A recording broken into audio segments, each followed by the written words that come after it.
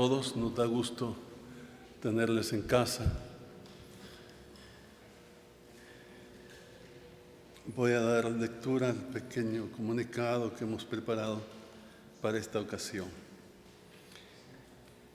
La Iglesia en El Salvador está de duelo.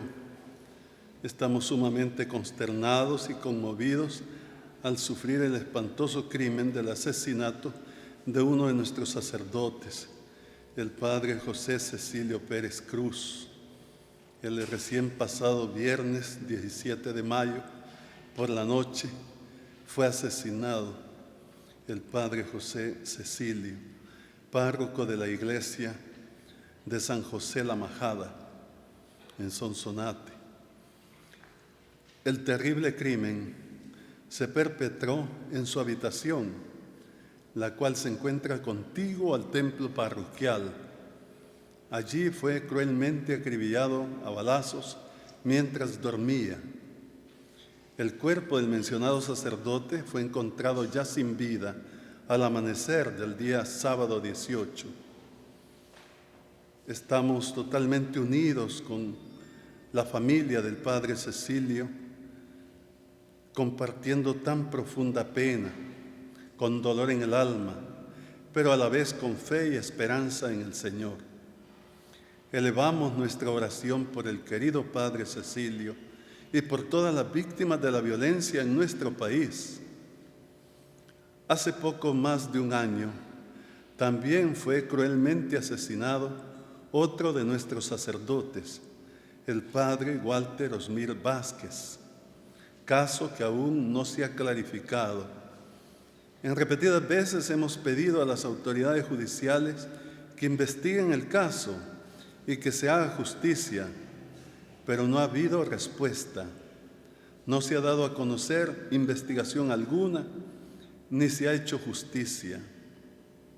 En cambio, en este último caso, el del padre Cecilio Pérez, hemos visto muy buena voluntad de parte de la Fiscalía General de la República y de la Policía Nacional Civil al iniciar la investigación con gran prontitud y profesionalismo. Les estamos muy agradecidos a los señores fiscales y a las demás autoridades que con gran solicitud y sacrificio han realizado las primeras diligencias. Esperamos que pronto se clarifique el caso y que haya justicia. Nos solidarizamos con todas las víctimas de la violencia en nuestro país, de cualquier tipo de violencia, y pedimos a las autoridades que administren justicia en todos los casos. No es que queramos venganza, sino que la justicia es necesaria para bien de las víctimas y para el bien de toda la sociedad, porque la violencia solo será superada si no se permite la impunidad. Es verdaderamente preocupante el grado de violencia que sufre nuestro país. Debemos trabajar y orar intensamente por la paz. Aprovecho para avisarles que el día de mañana, lunes 20, será la solemne misa de funeral del padre José Cecilio Pérez en la iglesia parroquial de Sonzacate, en la ciudad de Sonsonate, en el departamento de Sonsonate. Estamos todos invitados y si no podemos asistir, pero espiritualmente les pedimos nos unamos todos en oración. Muchas gracias y estamos dispuestos para cualquier pregunta sobre este tema o cualquier otro tema que ustedes quieran hacernos. Muchas gracias, Monseñor. La primera pregunta está a cargo del periodista Raúl Hernández de Canal 12. Buenos días, arzobispo. Siguiendo con el caso del padre Cecilio, de acuerdo a lo que ustedes conocían, en algún momento él les manifestó que era amenazado, por ejemplo, o estaba siendo extorsionado, como se manejó la primera versión, o habrá ocurrido algo más. ¿Sabían ustedes algo previo a que ocurriera este crimen? el primer punto. Y el segundo es de que ya lo mencionaba usted, hace más de un año en Lolotí que asesinaron al sacerdote, pero hasta el momento no hay mayor respuesta. ¿Cuál sería el llamado en ese último caso para las autoridades? Sí, vea, yo he estado platicando personalmente con el señor obispo de Sonsonate, Monseñor Constantino Barrera, que es pues el obispo del lugar, y él ha estado muy cerca del caso y conoce muy bien al sacerdote que ha sido asesinado, el padre Cecilio. Y hablando sobre este punto, él me decía que ellos descartan que haya sido por motivos de extorsión o cosa parecida, que lo descartan porque conocen al padre, que en cualquier necesidad él compartía, decía que estaba teniendo alguna necesidad económica por algo, y lo mismo las personas de la parroquia, sobre todo el comité económico, dicen: nosotros no supimos nada, nunca que él estuviera pasando por un apuro económico. Además, tanto los sacerdotes como las personas de la comunidad testimonian haberlo visto contento, nunca lo vieron preocupado por nada, sino al contrario, siempre contento hasta el último momento. Por tanto, ¿no les parece que había una nota ahí atribuyéndose el crimen? Ellos consideran que no es verdad lo de la nota.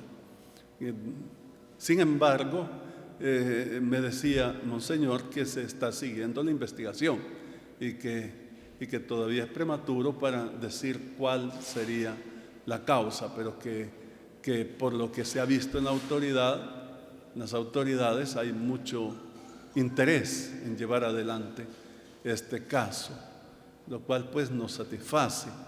Y que bueno, esperamos, como decía yo en el comunicado, que pronto tengamos pues noticias y que se resuelva.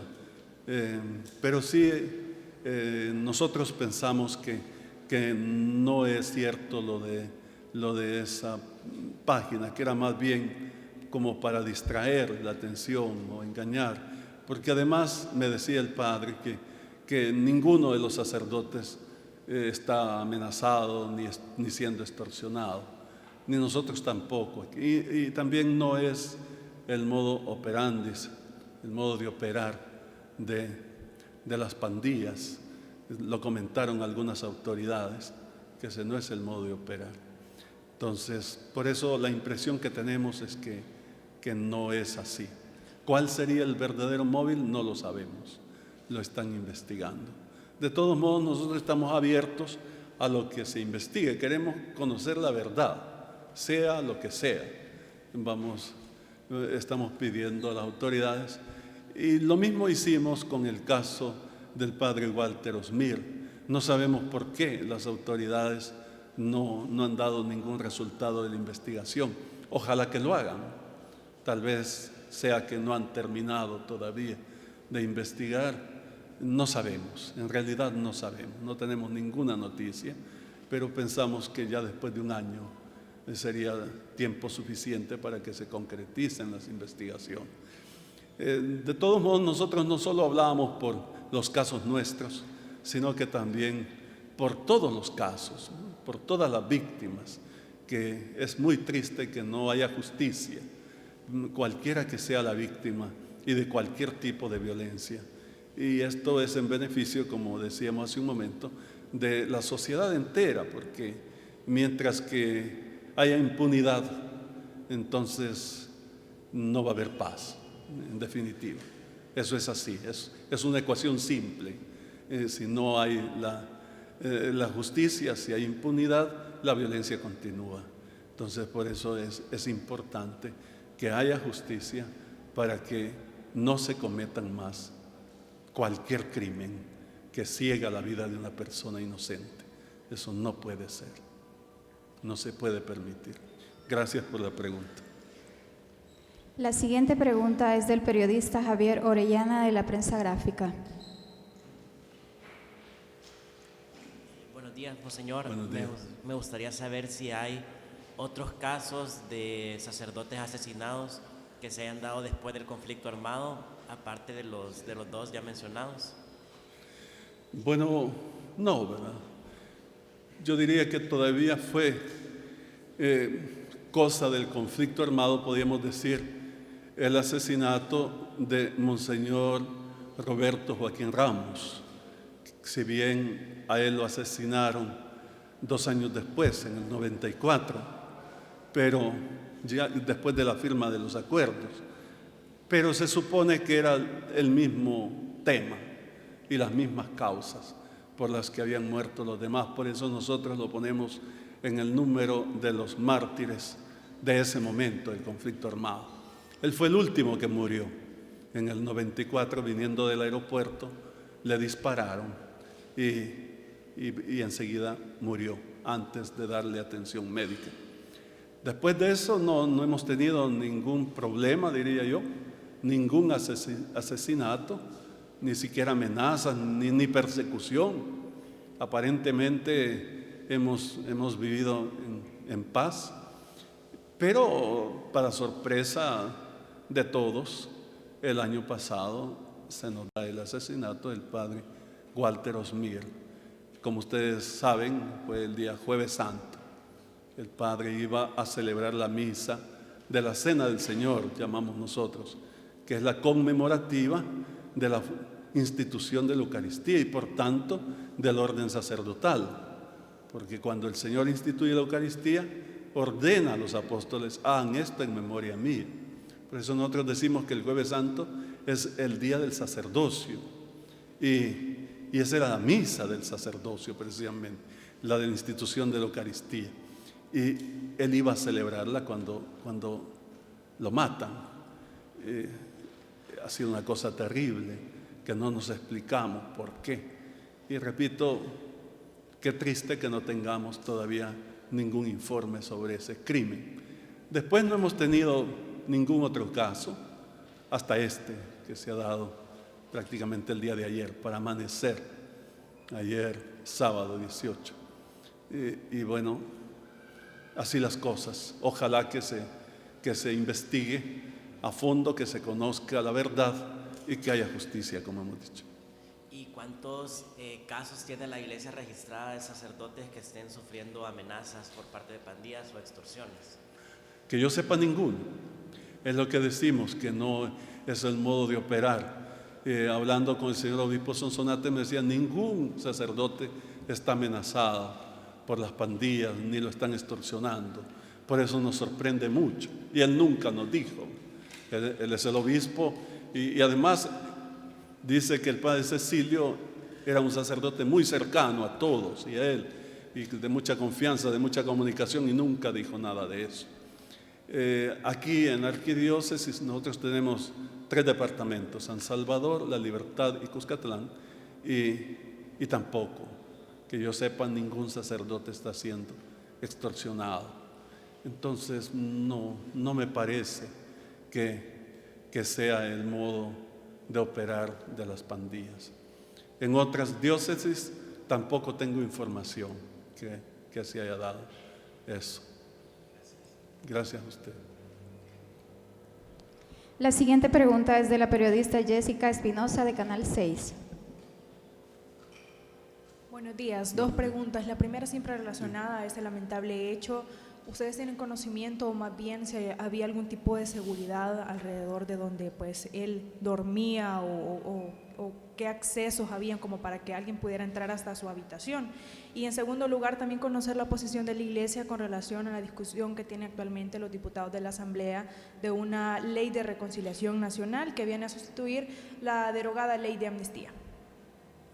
Sí, en cuanto a la primera pregunta, vea, nosotros estamos con la gente, nuestros sacerdotes están viviendo como todas las personas y las personas del pueblo no tienen seguridad, entonces tampoco los sacerdotes tienen seguridad.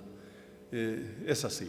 Y al final le diré que estamos siempre bajo la providencia de Dios, todos, aun aquellos que tienen guardias en sus portones, tampoco están tan seguros. Eso es así. Pero ahí concretamente el padre no tenía seguridad, como ninguno tiene. Eso es normal. Sí, sobre eso iba, pero sí tenía sus puertas con llave y todo como es normal, ¿verdad? Cuando uno se acuesta a dormir, deja todo cerrado. Ahí estaba todo cerrado y sin embargo no forzaron la puerta. Es llamativo, me decía el señor obispo, que entraron con llave supuestamente, porque la puerta no estaba forzada. Eso es indicativo. Pero digo, nosotros no sabemos y tampoco podemos adelantar criterios y eso le toca a la investigación.